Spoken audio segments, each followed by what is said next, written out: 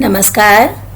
आज हम जिस विचारधारा का विश्लेषण करने जा रहे हैं वो रमेश पोखरियाल निशंक जी की पुस्तक सफलता के अचूक मंत्र में से नसरत है, जिसका विषय है आत्म मूल्यांकन से सफलता। महावीर स्वामी जी ने लिखा है कि स्वयं पर नियंत्रण ही सच्चा सुख देता है। जीवन में आगे बढ़ने के लिए आत्म मूल्यांकन बहुत ज़रूरी है। साथ ही यह जानना भी ज़रूरी है कि अपनी कमियों को दूर कर सफलता के मार्ग तक कैसे पहुंचा जा सकता है। सफलता चुटकियों में नहीं मिल जाती, ना ही सिर्फ परंपरागत रूप से एक तरह से काम करने पर योजना बनाकर उस पर अमल करना भी मायने रखता। अपने करियर को सही दिशा में ले जाने के लिए खुद से हमें कुछ सवाल पूछने चाहिए। मुझे किस चीज़ में दिलचस्पी है?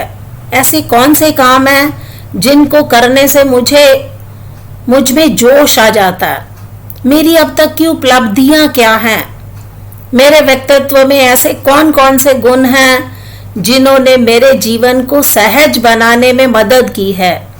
ऐसे कौन से काम हैं जो स्वाभाविक रूप से मेरे लिए बेहद आसान हैं?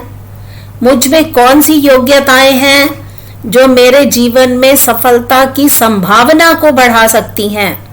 किसी काम को करने में मुझ में जो जोश और ऊर्जा एक दिन रहती है, वह हफ्ते और महीने भर तक काम करने में कितनी रह जाती है? मेरे सपने क्या हैं? कार्य क्षेत्र की वास्तविक दुनिया से मैं उन्हें किस तरह से जोड़ सकता हूँ? ऐसे कौन से छोटे छोटे काम हैं जिनमें मेरी दिलचस्पी हमेशा से रही है? इन कामों को एक साथ कैसे जोड़ा जा सकता है? वर्तमान कार्य क्षेत्र से जुड़ी जरूरतों के हिसाब से मेरे करियर के विकल्प कितने सही हैं? मैं अपने करियर से संबंधित विकल्पों के बारे में कितनी जानकारी रखता हूँ?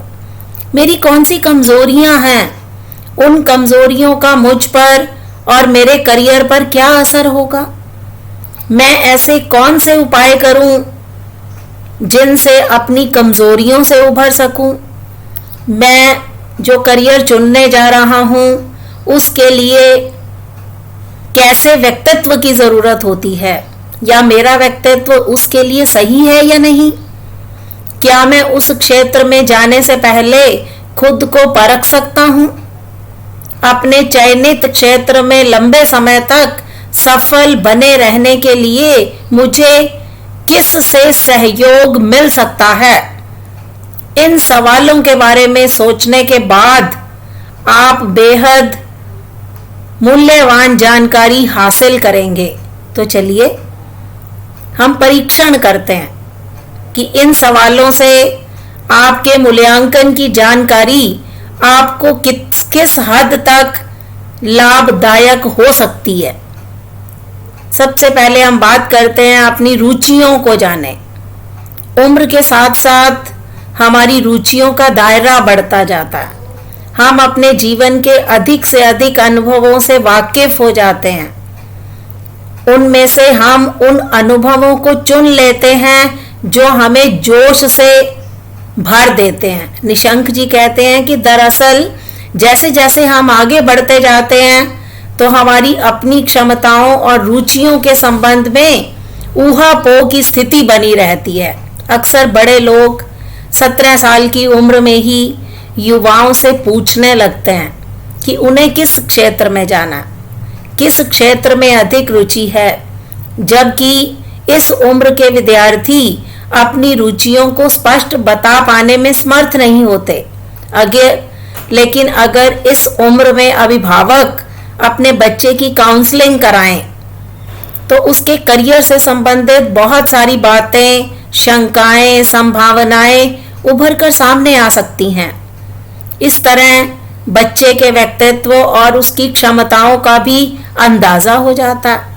क्षेत्र विशेष में जाने के लिए संकेत भी मिल जाता है।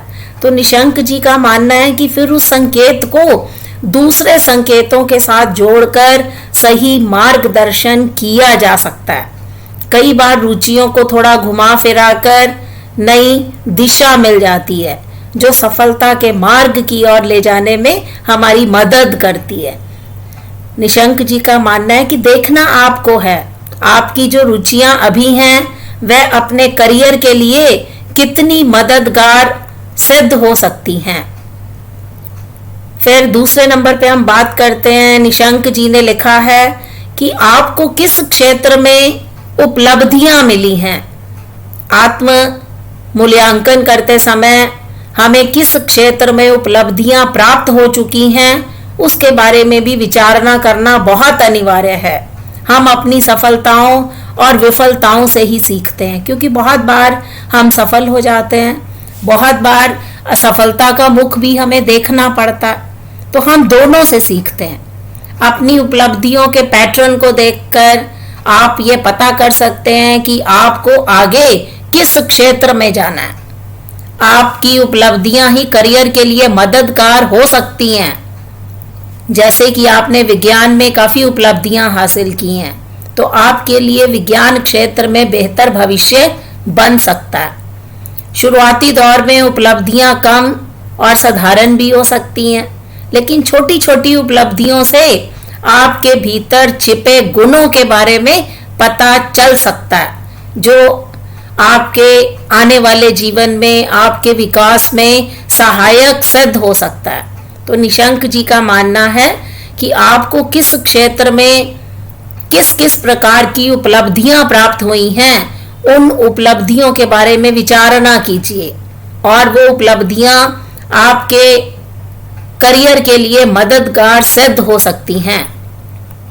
फिर आगे वो बात करते हैं कि आपके व्यक्तित्व की क्या क्या विशेषताएं हैं। हम जिस चीज से अपने आप को संतुष्ट महसूस करते हैं, जो काम करने में हमें सहजता महसूस होती है, वही हम बेहतर रूप से कर सकते हैं। जिस काम को हम रुचि के साथ आनंद लेकर करते हैं, उस काम में सफलता मिलना मुमकिन होता है। लेकिन जो काम हमें कठिन लगते हैं, असहज लगते हैं, जिन्हें करने से हमें आत्मसंतुष्टि नहीं मिलती, उनमें सफलता मिलना आसान नहीं होता।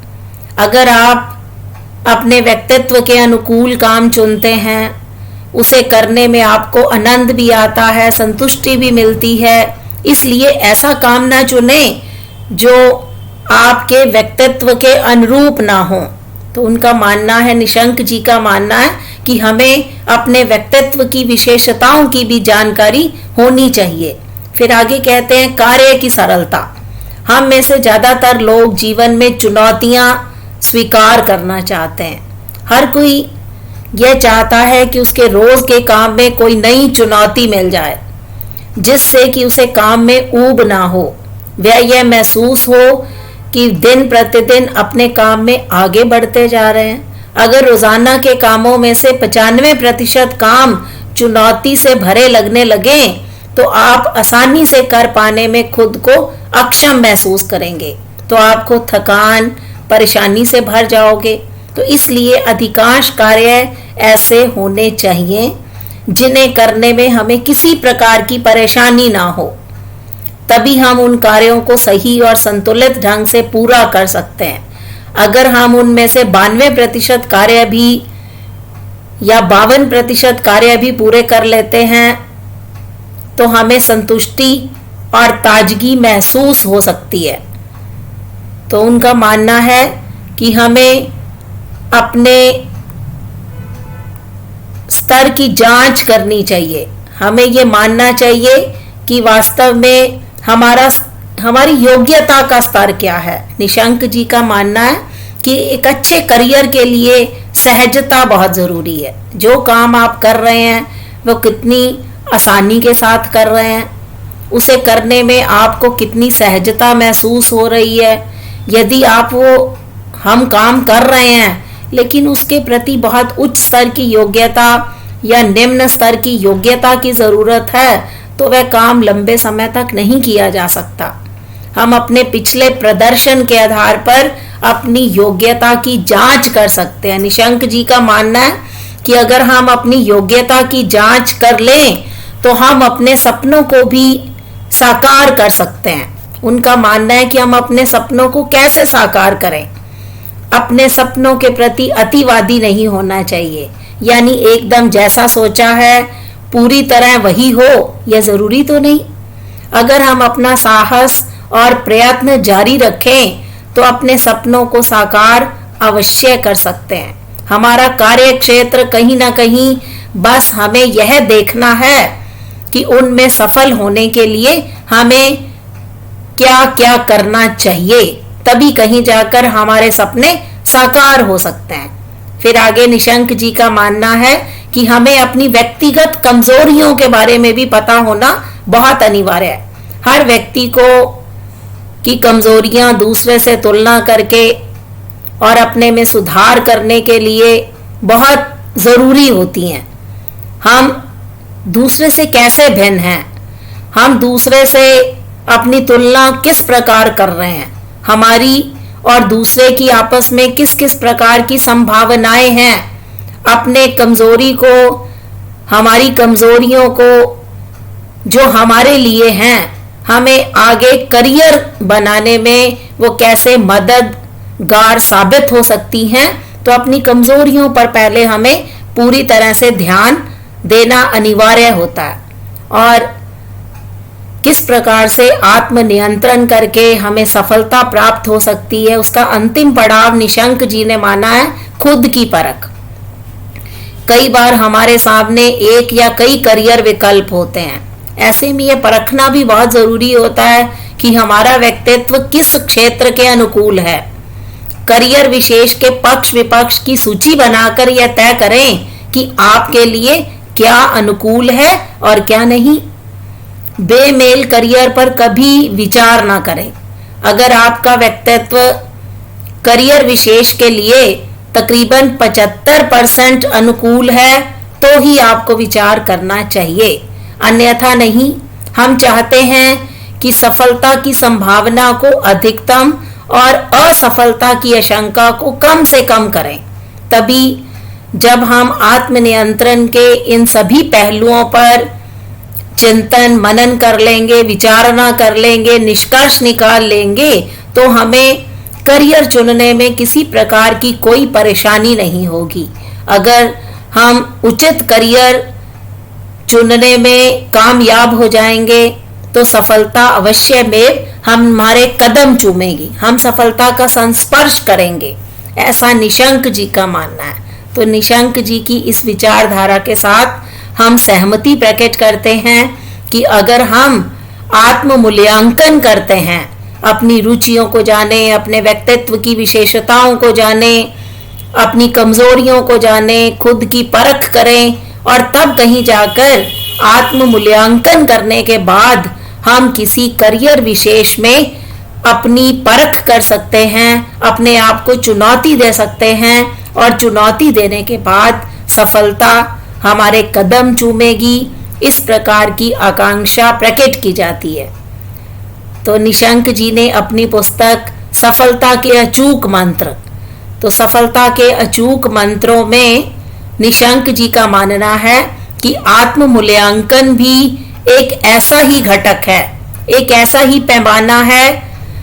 उस आत्म मूल्यांकन के माध्यम से हम जीवन में अवश्य में सफलता प्राप्त कर सकते हैं। सफलता और असफलता ये दो ही पैमाने हैं जिसका हमें अपने जीवन में कहीं ना कहीं उसको ग्रहण करना पड़ता है। हम अपनी असफलता से भी बहुत कुछ सीखते हैं। हमें लोगों की असफलता की कहानियां भी पढ़नी चाहिए, क्योंकि लोग क्यों असफल हुए हैं। अगर उनकी विचारधारा को हम अपने हृदय में मनन करेंगे तो अवश्य सफलता हमारे जीवन में धारण हो जाएगी, ऐसा अनुमान लगाया जा सकता है, ऐसी अवधारणा स्पष्ट की जा सकती है। तो निशंक जी की विचारधारा के साथ हम पूर्णतः सहमति प्रकट करते हैं कि आत्म मूल्यांकन के विभिन्न पड़ावों में से गुजरकर, विभिन्न सोपानों में से निकलकर हम सफलता के मूल मंत्र को, सफलता के अचूक मंत्र को प्राप्त करने की चेष्टा कर सकते हैं। धन्यवाद।